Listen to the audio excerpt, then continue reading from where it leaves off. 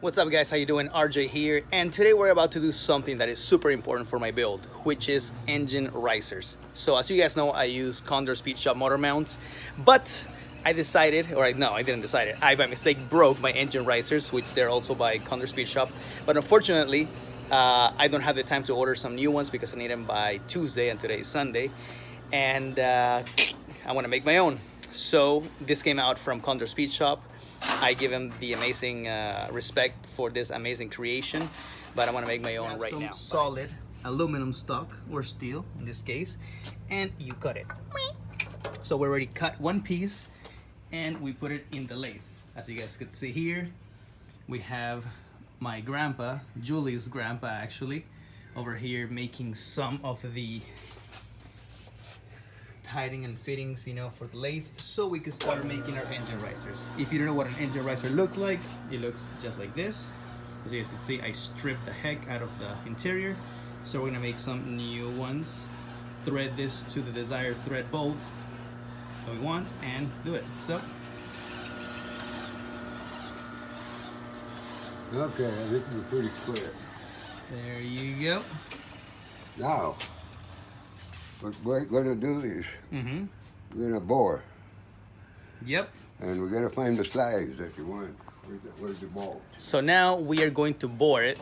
So basically, as you guys can see here, basically is that. We're going to make a hole in the middle right there. And then we're going to cut them, you know, to the exact same height. Maybe I might make him a little bigger. These are 25 millimeters, and I might make him 30 millimeters. So I'm gonna make myself two little pieces, one for the left motor mount and the other one for the right motor mount. So let's do this. And this is how you use a great lathe. Look at that, one of the 1950s lathes that is way better than nowadays all electric stuff. Craftsman free promo right there for you.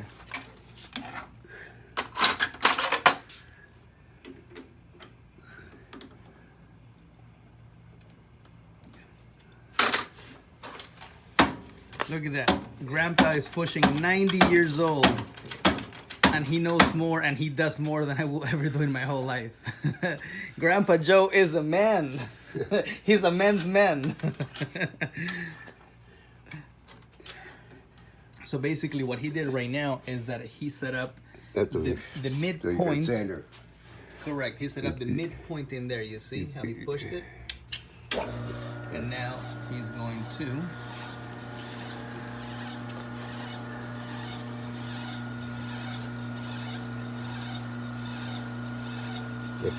that puts it at a dead center. Yep. Little by little.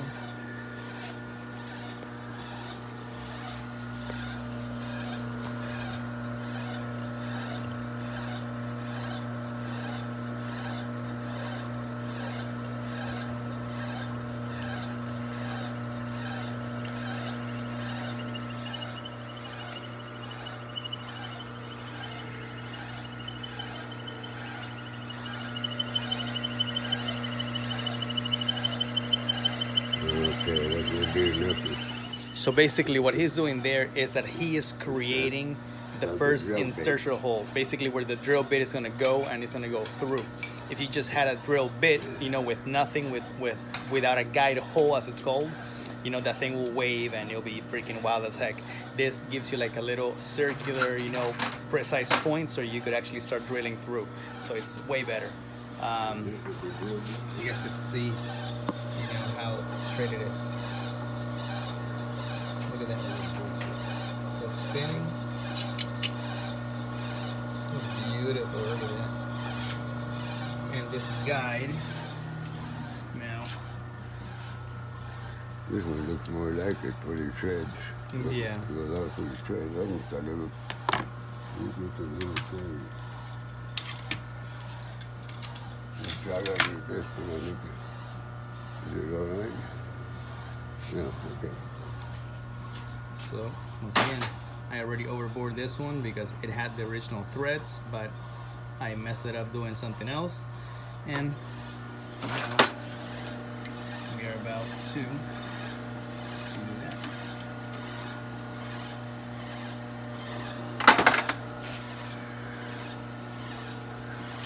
See that?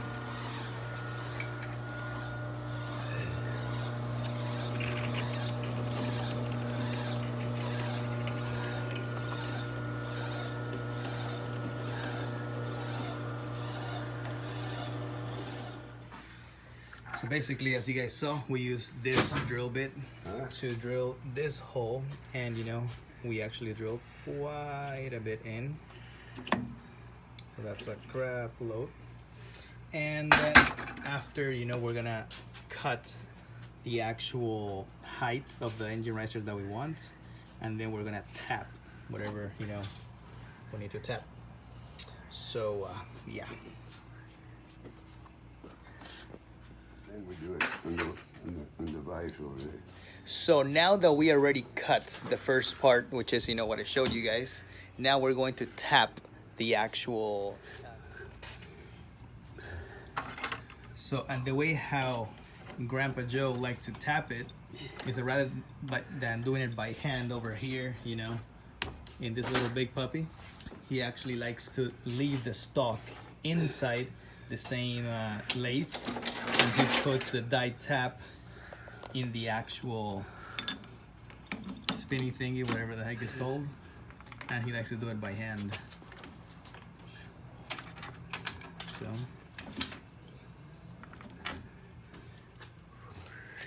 And just to start it straight. yep.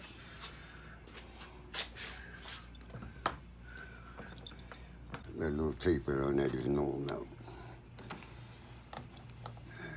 We'll just taper up, but that's the oh yeah, that's the upper end. So now what we're gonna do is create that taper as we mentioned, and that taper will give us that clean area up top.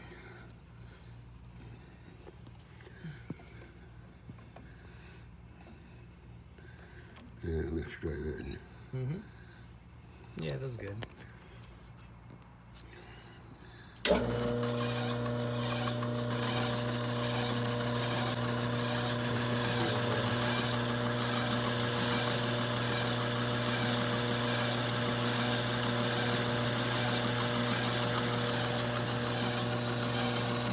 That's good. Good enough? Yeah, that sounds to be finished. Okay.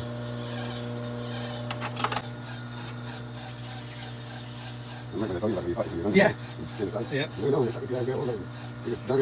And that is how they did it in the 1940s and 50s. How old is this machine, Grandpa? That machine I bought at Sears, and it's about, I would say about 45, 50 years old. Dang. So bought it in 1970. Somewhere around there. Yeah, very, I bought very. it when Polly and I first got married. Really? We were married 32 years. She's been going for 11, so Yeah. 40-some years. Yeah, for some years. Look at that. This thing is a beast. This machine, I don't know if you ever heard of it now. It's called Atlas Tools. Uh-huh. Atlas. Yeah.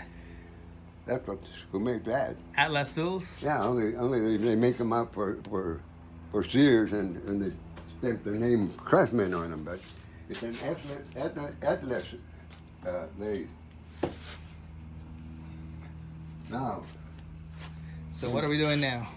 we're gonna cut it. Now we're gonna cut it. We're gonna cut it. Let me get the little measure into I'm just kidding. We are going to do it in, oh my gosh, why am I forgetting words? This. We're gonna do it here, so we're actually gonna grab the handle and, you know, start spinning it slowly until, you know, the tap goes, you know, in the middle, and then we create our thread, which is what we're looking to do right now. So right now what he's doing, he is just tightening the tap a little bit, and he's gonna start tapping it a little bit.